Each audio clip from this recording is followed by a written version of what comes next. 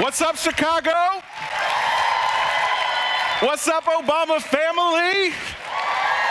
It is so exciting to be here and to see all of these incredible change makers and leaders from all over the world. My name is Michael Smith. I'm executive director of the My Brother's Keeper Alliance at the Obama Foundation. And I am excited. Thank you. That's so kind of you. And I'm excited to have a conversation today and invite you into conversation with some youth and community leaders from the great cities of Albuquerque, New Mexico, and Chicago, Illinois. And these young people and slightly older people are bringing the words My Brother's Keeper to life in their community. So please join me in welcoming from the Native American Community Academy, Quincy Walker.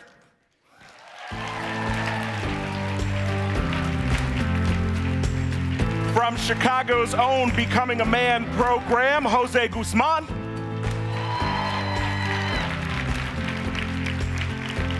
Also from the great city of Albuquerque, the Director of Community Engagement for the city of Albuquerque, Frank Mirabal.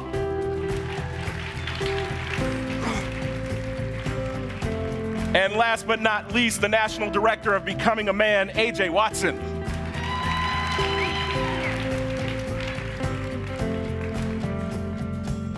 So we're going to have a little conversation here today about the work of My Brother's Keeper, but I thought I'd spend just 1 minute telling you a little bit about what is this My Brother's Keeper. So a little bit more than 5 years ago, in July of 2013, President Obama surprised the briefing room in the White House press briefing room. And it was after the horrific killing of Trayvon Martin and the even more surprising verdict in that case. And President Obama went in front of the microphones and tried to explain to the nation the angst and the anger that families were feeling, the fear that boys and young men of color themselves were feeling. And he said a couple things during that surprise press briefing. He said, 30 years ago, Trayvon could have been me. He said, Trayvon could have been my son. And he says, there's got to be more that we can do to make sure young men of color in this country know that their country cares about them, and more importantly than that, is willing to invest in them.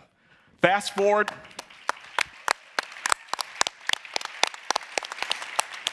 6 months later, in the East Room of the White House, surrounded by young men of color from all over the country, the president launched the My Brother's Keeper initiative to address the persistent opportunity gaps that boys and young men of color face and to make sure all young people can achieve their dreams. And he directed the federal government to get behind it and to do something about it. And now, the work of My Brother's Keeper lives as the My Brother's Keeper Alliance in the Obama Foundation. And we are working to build safe and supportive communities where young men of color know that they are cared for and know that there are clear pathways for them to achieve their dreams. And so today, with my incredible colleagues here, we're going to tell you what we're up to, how we're working to accelerate impact in targeted communities, how we're working to make sure we're strengthening the network of change makers like yourselves who are getting behind this incredible work, and how we're making sure that we're mobilizing citizens and resources to get behind this work that matters. So we are going to have a conversation, and I want to jump right in by talking with Frank. All right. And Frank has had the distinct honor, normally when a new mayor comes in, he says bye to most of the staff. But Frank was doing something incredible. He was there when My Brother's Keeper launched in Albuquerque, when they took the President's Challenge back in 2014. New mayor came in and said, Frank, you're doing incredible work. So Frank, why don't you tell us a little bit about what was the accepting of the challenge in Albuquerque, what is the work, and then how is it continuing with NACA? Sure. So, when we first started off, that we get a new mayor, and I walk into my office, the first thing I'm thinking is like, man, I better pack my stuff up because I'm out. But, fortunately, I was able to stay on board. When Mayor Berry accepted this challenge back in 2014, he couldn't stop talking about, hey, I was at the White House, and I was just one row back from Magic Johnson. So that was like the big takeaway on the front end, and me being the big basketball geek that I am was like, Magic Johnson. But anyways, in terms of a little context first. So Albuquerque, New Mexico, are many of you familiar with our city? Yeah, it's a beautiful city. So we're about 1 million people in our metropolitan area. We are a minority-majority city, and we are a minority-majority state. So if young men of color get left behind, then our city does not thrive. So it's incredibly important that we do this work. So when we accepted the challenge back in 2014, we had a big youth summit. And when at that youth summit, young people gave us a clear mandate. They're like, we need help finding jobs. So the first thing that we did was like, we got to figure out what the barriers are to entry for them in finding jobs. So one of the things that we did was we partnered with an organization to do some skill-based hiring, because we know one of the barriers are many young men of color don't have the degree or have either associates, bachelor's, master's degree, but they have skills and they have assets, and how do we build on that? So we put over 300 young men of color to work. We've had some really tough conversations around school discipline and doing restorative justice work in schools. We've had some really difficult conversations with our police force and bringing young men of color with the police to have a dialogue in terms of like, how do we start to break down barriers so we feel safe in our communities? So now we're at a really interesting point in our development. So we're about 4 years in. And so now we are partnering with the Native American Community Academy to take this work to another level. And the reason that I think it's so critical that we're working with NACA and NACA Inspired Schools Network is they are getting us back to our core. And when you think about the work that we're doing in Albuquerque, New Mexico, there's been a historical loss of language, historical loss of culture. So they help us with reach in our community, with community engagement, but also get us back to our core and who we are as a people. Thanks so much, Frank. I forgot to mention, so just this week, we announced about 20 organizations and communities across the country that My Brother's Keeper Alliance and the Obama Foundation is going to be investing in, providing them with the tools and the resources they need to take this work to the next level. And one of those cities is Albuquerque, and one of those organizations is Native American Community Academy. And one of the people that we wanted to bring here was one of the fine young men that works with that organization, Quincy. And so, Quincy, why don't you tell us a little bit about your journey, how you ended up at NACA, and how NACA is helping you achieve all of your dreams. Well, good afternoon, everyone. First of all, hi, my name is Quincy Walker, come from Untitled Pueblo in Albuquerque, New Mexico. Yeah, really excited to be here. I joined NACA in 8th grade. I'm a junior now. It's flown by very fast. But what NACA has done for me is unremarkable and unspeakable, because before I came, I was a troublemaker, you know what I mean? I was living in the hood. I was over there trying to be a naughty kid. But NACA has really just flipped my whole experience around, because now NACA has taught me half my culture. They taught me my language. They taught me my roots. You gotta know where you're coming from. That's right. NACA has really flipped my whole mindset about everything, because now I'm a youth partner, I'm a youth community leader, and now with MBK Foundation helping us, now we can help more young men of color just like me, help inspire more brothers, more sisters, more relatives just like me. Yeah. And one of the things that NACA really likes to do is focus on identity. And we focus on identity because we teach 5 different native languages. We teach Lakota, Keres, Tiwa, my language. That's my language. And we also speak Navajo. We also speak Zuni. Those are the tribes that almost surround all of us. And we have more representations of different tribes, close to 200. That's a lot. And so what NACA would like to do for young men of color is to focus on their well-being. So your social emotional wellness, because NACA likes to focus on the wellness field, intellectual, social emotional, community, and relationship. And so when we get to that, we get to one individual, your mind, heart, body, and surroundings. And once we can get to that, then we can focus. What can you focus on your mind? What can you change about your mind? What can you change about your thinking? What can you change about your community? And one of the things I like to say when you change about your community is really who are you and what can you do as a person to help your people? That's right.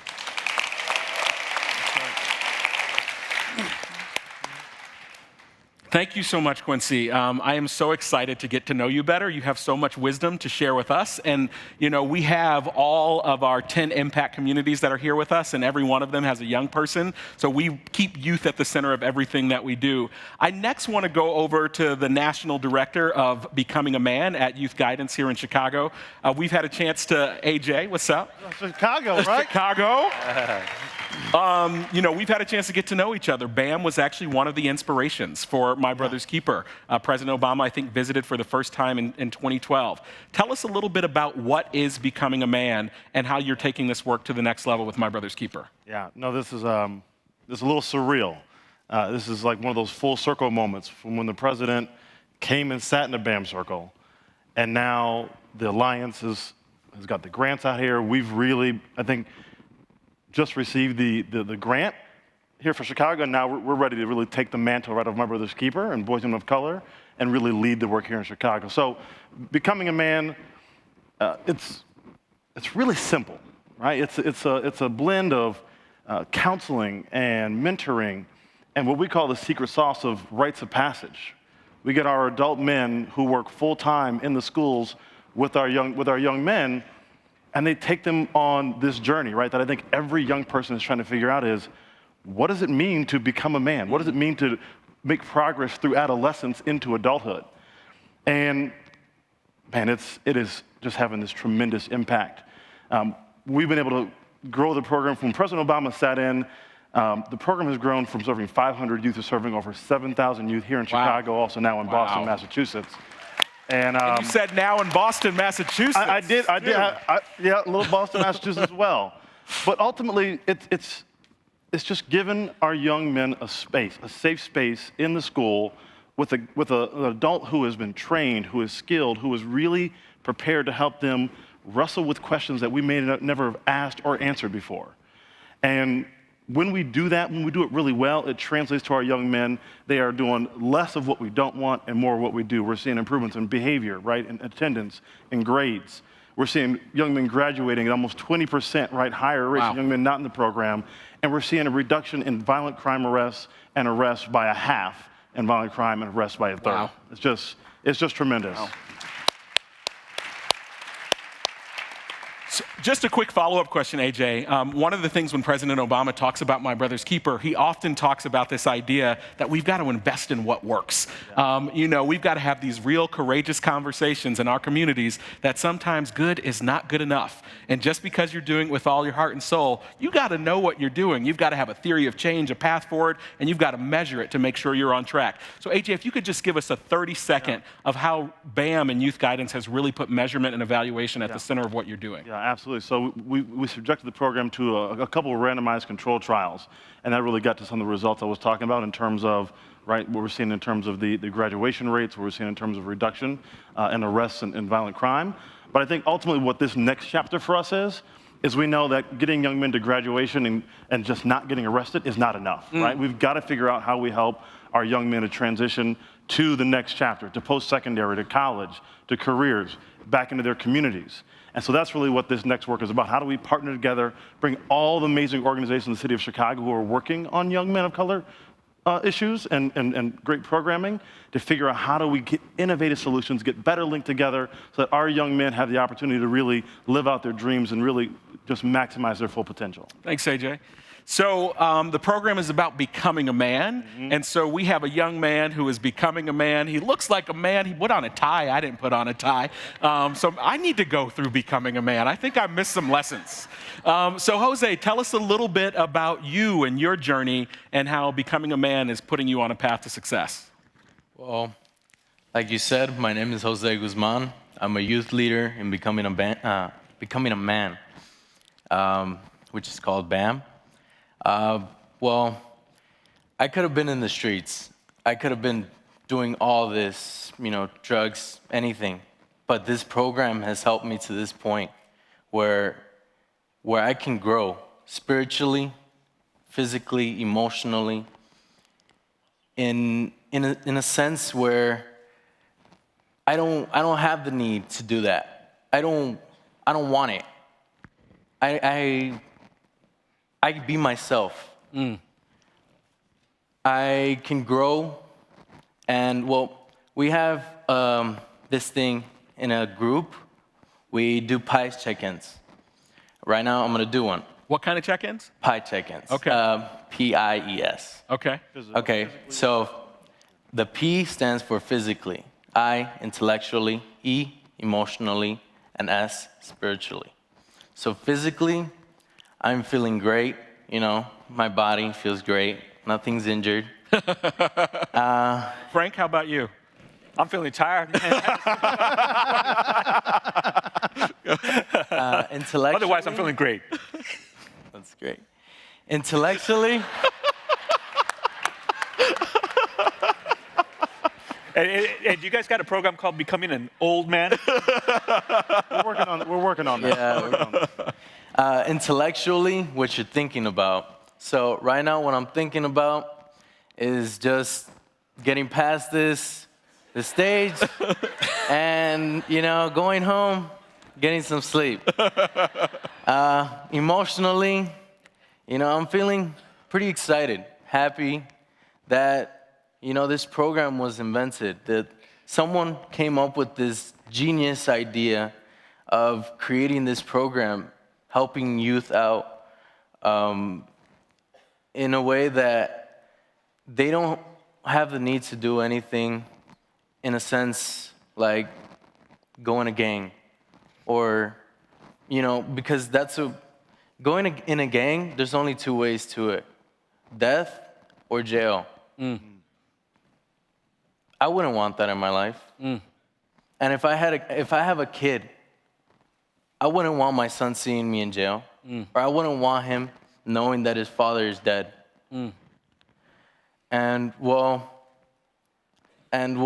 last but not least, spiritually, what I'm connected to is my band program, my BAM leader, Dex, and all these people here, and God.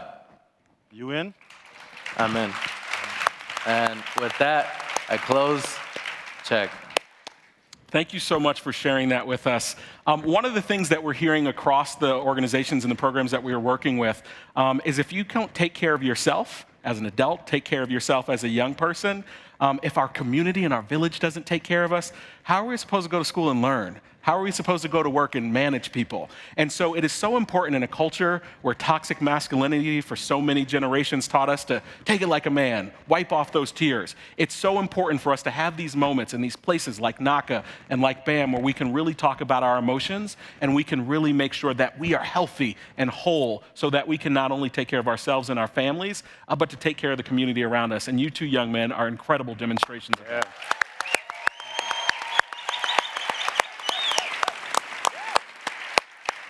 So, AJ and Frank, just really quickly, I want you to talk to other nonprofit organizations, other cities. And if you just had one piece of advice for them on what they need to do to make sure that our boys and young men of color can thrive, what is it? Absolutely, positively work together. This collective impact model is one that's, it's predicated on cross-sector partnerships and and these backbone organizations bringing people together. People become territorial, they want to work in silos. People work in silos for one reason, because it's easier, but it's not going to take you far enough. So my suggestion is that partner, but have meaningful roles for all the partner organizations, and be honest when there's overlap. So bring people to the table to help fill in some of those gaps and take it from there. Yeah, I think for me, it's meet the young people where they are, right? Don't make them come to you. Don't design programs or things, intervention supports for them without them. All the wisdom, all the knowledge that we need to figure this out is sitting right here inside of our young people. That's right. And if we can just, as adults, right, get out of this adultist mindset, and how do we figure out how to really center the conversation around the young people themselves? Get close to them, listen to them, and then ultimately realize there's two pieces. There's some healing that needs to happen, Yes. right? And healing might get you back to neutral, but it won't get you to thriving. All right. And so we need to also figure out, how do we change the entire conversation to not surviving, but thriving? That's right. And so that's right. That's my 2 cents. Somebody tweet that, Instagram it. Thank you, Brother AJ, for preaching a little bit. It is Sunday, right? It is Sunday. So to these two incredible young men, one of the things that President Obama said in a speech when we launched My Brother's Keeper Alliance, he said, I want to talk directly to the young men across the country. And he said, I want you to know that you matter, There's nothing, not a single thing that's more important to the future of America than whether or not you and young people like you can achieve your dreams. He said that not only because we have a moral obligation to make sure America remains a place where you can make it if you try, but also because we have an economic imperative. Our communities in America cannot succeed unless we are benefiting from the unique gifts and talents of these young men all across the country. And so with that, I'd like you to take us home and either tell us what does it mean to you when President Obama said that you matter, or what's your message to your peers who may be struggling a little bit and need to hear some words to take them to the next level. Well, what I'd like to say is that, move forward. Don't let anything hold you back. No matter what it is, let it go. It's not worth it. Later on in the future, you're just going to tell yourself, why? Why did I hold on to it? What was the point? Just keep moving forward. Keep your head up. Keep your head straight. Just keep walking. So with that, I would have to say that one of the more important things that I've learned from watching President Obama growing up and watching all my NACA members, NACA family, NACA parents, NACA staff, but one of the main things that I kept with me was from NACA was heal, grow, and thrive. Even though all this pain that's happening with this racism and everything going on, just remember that you have to heal from it, you have to learn from it, you have to grow from it, and thrive. Like, build off, teach the next generation. Thanks, Quincy. That's where the wisdom is. I can't say much more. Sign up to meet some of our incredible community leaders and young people using brain dates. We also have 2 breakout sessions tomorrow on reducing violence and building caring relationships, so come to those.